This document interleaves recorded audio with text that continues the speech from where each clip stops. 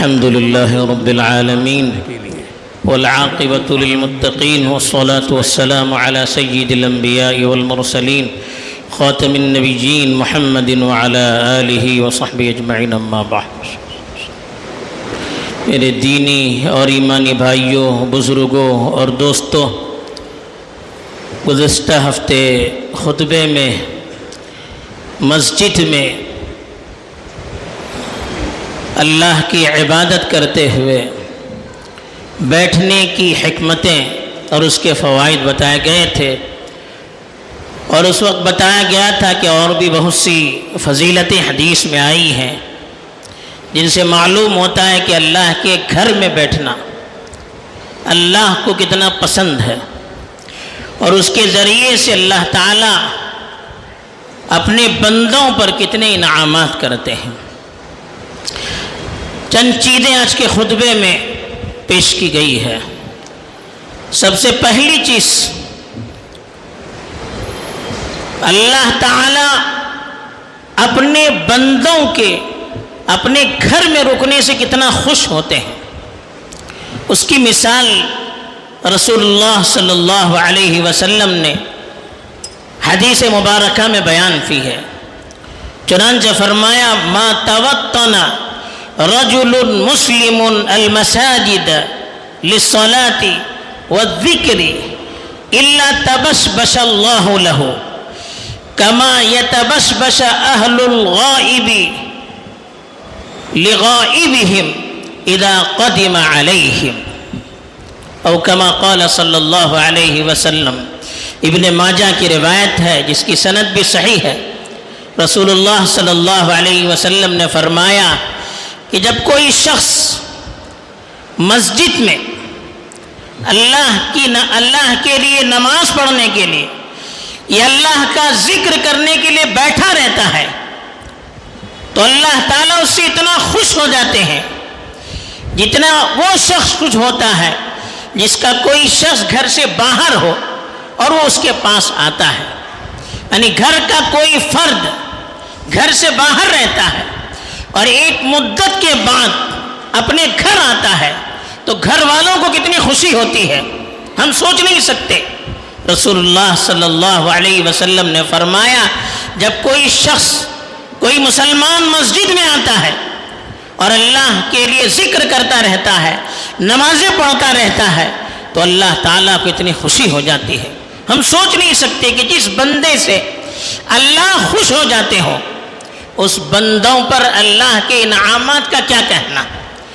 اسی لیے ہم دیکھتے ہیں کہ اللہ کے رسول صلی اللہ علیہ وسلم کا بھی معمول تھا کہ زیادہ وقت مسجدوں میں گزارتے تھے۔ خاص طور پر کچھ معمولات آپ کے تھے، ان میں آپ مسجد میں زیادہ وقت گزار کر ان معمولات کو پورا کرنے کی کوشش کرتے تھے۔ خاص طور پر فجر کا جو وقت ہے، فجر کی نماز کے بعد سورج کے طلوع ہونے تک رسول اللہ صلی اللہ علیہ وسلم کا معمول تھا کہ وہ مسجد میں بیٹھے رہتے تھے۔ حدیث میں آتا ہے کہ کان لا يقوم من مصلاه الذي صلى فيه الصبح او الغداة حتى طلعت الشمس فاذا طلعت الشمس قام۔ کہا کہ جس جگہ پر آپ فجر کی نماز پڑھا کرتے تھے اس جگہ سے اس وقت تک اٹھ کر چلے نہیں جاتے تھے جب تک کہ سورج طلوع نہ ہو جائے۔ جب سورج طلوع ہو جاتا تو آپ اٹھ کر چلے جاتے تھے، اور اتنی دیر رسول اللہ صلی اللہ علیہ وسلم ذکر و اذکار کرتے رہتے تھے۔ کبھی حدیث میں آتا ہے کہ صحابہ سے گفتگو کرتے تھے اور پوچھتے تھے کہ رات میں کس نے خواب دیکھا ہے، کوئی خواب اپنا بیان کرتا، رسول اللہ صلی اللہ علیہ وسلم اس کی تعبیر بیان کیا کرتے تھے، اور کبھی خود آپ نے کوئی خواب دیکھا ہوتا تو اس کو بیان کر کے اس کی تعبیر بھی صحابہ کے سامنے بیان کیا کرتے تھے۔ اسی طرح عصر کے بعد رسول اللہ صلی اللہ علیہ وسلم کے صحابہ کا بھی معمول تھا کہ وہ عصر بعد مسجد میں بیٹھتے تھے، ذکر کیا کرتے تھے، اللہ کی طرف متوجہ رہا کرتے تھے، اور اللہ کے رسول صلی اللہ علیہ وسلم اس کی ترغیب بھی دیا کرتے تھے۔ چنانچہ ارشاد فرمایا لَأَنْ أَقْعُدَ مَعَ قَوْمٍ من صلاة العصر مع قوم يذكرون الله من صلاة العصر إلى أن تغرب الشمس أحب إلي من أن أعتق 4. کہا کہ ان لوگوں کے ساتھ جو عصر سے مغرب تک اللہ کا ذکر کرتے ہوئے مسجد میں بیٹھتے ہیں، ان کے ساتھ بیٹھنا 4 غلام کو آزاد کرنے سے زیادہ مجھے پسند ہے. ایک غلام کو آزاد کرنا کتنی بڑی فضیلت ہے، ہم سوچ نہیں سکتے. 4 غلام کو آزاد کرنا کسی کی استطاعت بھی نہیں ہو سکتی ہے. ایک غلام کی قیمت، جانور کی قیمت جب اتنی بڑی ہے تو غلام جو انسان ہوا کرتے تھے ان کی قیمت ہم سوچ نہیں سکتے. آزاد کرنا اس کو وہ تصور سے بالا تر چیز. لیکن رسول اللہ صلی اللہ علیہ وسلم نے ارشاد فرمایا، کوئی عصر کی نماز کے بعد اگر مسجد میں بیٹھ کر ذکر و اذکار کیا کرتا رہتا ہے، اللہ کو یاد کیا کرتا ہے یہاں تک کہ سورج غروب ہو جاتا ہے، مغرب کا وقت شروع ہو جاتا ہے، تو کہا 4 غلام آزاد کرنے سے زیادہ مجھے پسند ہے. ایسے ہی حدیث میں مغرب بعد بھی صحابہ کے مسجد میں بیٹھنے، نوافل وغیرہ پڑھنے کا معمول بتایا گیا ہے. اور رسول اللہ صلی اللہ علیہ وسلم تو کبھی عشاء بعد بھی اگر مشورہ ہوتا اہم چیز پر مسجد میں بیٹھ کر کافی دیر تک مشورہ کیا کرتے تھے. اور کوشش یہ ہوتی کہ ہر کام مسجد میں ہو. جہاد پر ابھارا جاتا، جہاد کے لیے اگر فوج بھیجی جاتی تو اس کی تشکیل بھی مسجد میں کرتے. اگر چندے کی ضرورت ہوتی، مسلمانوں کے لیے تعاون اور مدد کی ضرورت ہوتی، اس کے لیے بھی اعلان مسجد میں کرتے تھے. ہر چیز اللہ کے رسول کی مجلسیں جو تربیتی اور دینی ہوا کرتی تھی، علمی مجلسیں ہوا کرتی تھی، وہ بھی مسجد میں ہوا کرتی تھی. اسی لیے رسول اللہ صلی اللہ علیہ وسلم نے ارشاد فرمایا، مجتمع قوم فی بیت من بیوت اللہ یتلون کتاب اللہ ویتدارسونہ فیما بینہم الا نزلت علیہم السکینہ وغشیتہم الرحمہ وحفتہم الملائکہ وذکرہم اللہ فی من عندہ. یعنی اللہ کے گھر میں بیٹھ کر قرآن مجید کی تلاوت کرنا، قرآن مجید کا مذاکرہ کرنا، علمی مجالس لگانا، دین کی باتیں سننا، بیان کرنا، یہ اللہ کو کتنا پسند ہے. اللہ کے رسول صلی اللہ علیہ وسلم نے فرمایا کہ کچھ لوگ جب مسجد میں بیٹھ کر اللہ کی کتاب کی تلاوت کرتے ہیں، آپس میں ایک دوسرے کو درس دیتے ہیں، یعنی دین کا درس دیتے ہیں، قرآن کا درس دیتے ہیں، قرآن کا مذاکرہ کرتے ہیں، قرآن کا سیکھنا سکھانا ہوتا ہے، علمی باتیں بیان کی جاتی ہے.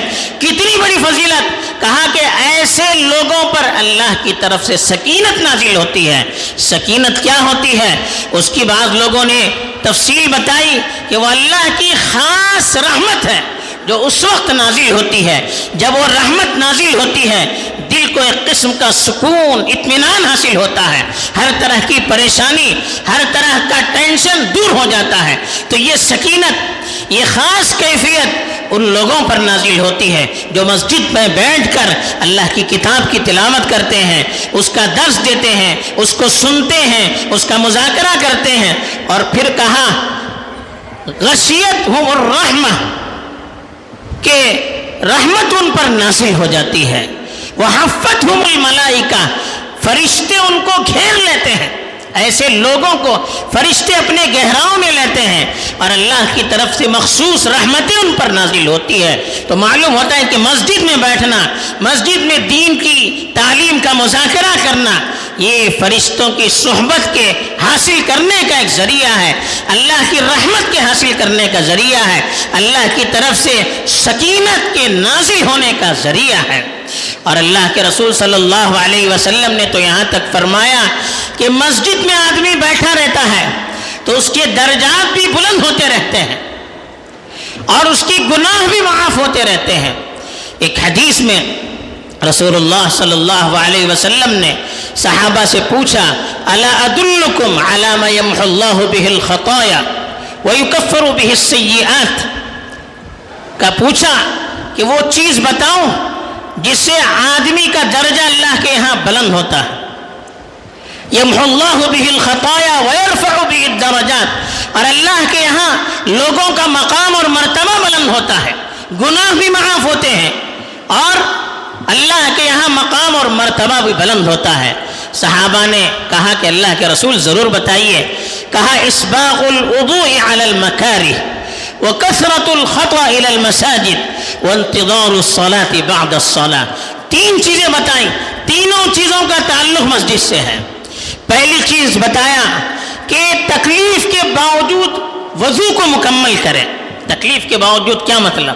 کبھی بہت ٹھنڈک ہوتی ہے، ہاتھ میں پانی لگانے کا جی نہیں چاہتا ہے، فجر کی نماز کے لیے آدمی ٹھنڈے پانی سے وضو کرتا ہے، وہ بھی مکمل وضو کرتا ہے، ایک مرتبہ آپ دھوئیں گے تب بھی وضو ہو جاتا ہے، لیکن سنت کو سامنے رکھ کر تین مرتبہ آدمی دھوتا ہے، کتنی تکلیف ہوتی ہے۔ کہا کہ تکلیف کے موقع پر بھی وضو مکمل کرے۔ وَكَثْرَةُ الْخُطَىٰ إِلَى الْمَسَاجِدِ، آدمی وضو کیوں کرتا ہے؟ نماز پڑھنے کے لیے، مسجد میں جانے کے لیے۔ پھر آدمی بار بار مسجد جاتا ہے، زیادہ قدم بڑھا کر مسجد میں جاتا ہے، یعنی دور دور سے پیدل مسجد میں آتا ہے۔ اور تیسری چیز بتائی وانتظار الصلاة بعد الصلاة، ایک نماز کے بعد دوسری نماز کے انتظار میں رہتا ہے، مسجد میں بیٹھ کر نماز کا انتظار کرتا رہتا ہے۔ اور حدیث میں آیا ہے کہ جب تک آدمی نماز کے انتظار میں مسجد میں بیٹھا رہتا ہے اس کو نماز کا بھی ثواب ملتا ہے۔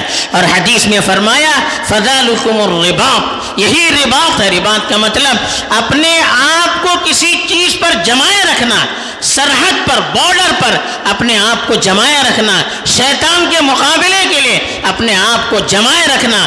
تو جیسے بارڈر پر فوج کھڑی ہوتی ہے اور اس کی حفاظت کے لیے اپنے آپ کو وقف کر دیتی ہے، اسلام میں اس کی بڑی فضیلت ہے، ایسے ہی شیطان کے مقابلے کے لیے، نفس کے مقابلے کے لیے، اپنے اندر روحانی طاقت پیدا کرنے کے لیے مسجد میں بیٹھے رہتے ہیں، وضو کرتے ہیں اور مسجد میں آتے رہتے ہیں۔ تو کہا کہ یہ بھی اسی طرح سے ہے، اس میں بھی وہی فضیلت حاصل ہوتی ہے۔ تو اس طرح کی بہت ساری فضیلتیں ہیں جن کا تعلق صرف اور صرف مسجد سے ہے۔ تو ہمیں اس سے معلوم ہونا چاہیے کہ مسجد میں بیٹھنے کی، آنے کی اللہ کے ہاں کتنی فضیلت ہے اور اس کے ذریعے سے ہماری کتنی اصلاح ہوتی ہے، اللہ تعالیٰ کتنے خوش ہوتے ہیں، اللہ کی طرف سے کتنی رحمتیں ہوتی ہیں، فرشتوں کی صحبت میسر آتی ہے۔ اس سے بڑھ کر ایک مسلمان کے لیے کیا خوش نصیبی ہو سکتی ہے؟ تو ہمیں ان فضائل کے حاصل کرنے کے لیے اور اللہ کی رحمت کے مستحق ہونے کے لیے زیادہ وقت مسجدوں میں بتانا چاہیے تاکہ باہر کے شر سے بھی محفوظ رہے اور اللہ کی خوشی بھی حاصل کرے اور اللہ کی مدد کے بھی مستحق بن جائیں۔ آمین۔ وآخر دعوانا ان الحمد للہ رب العالمین۔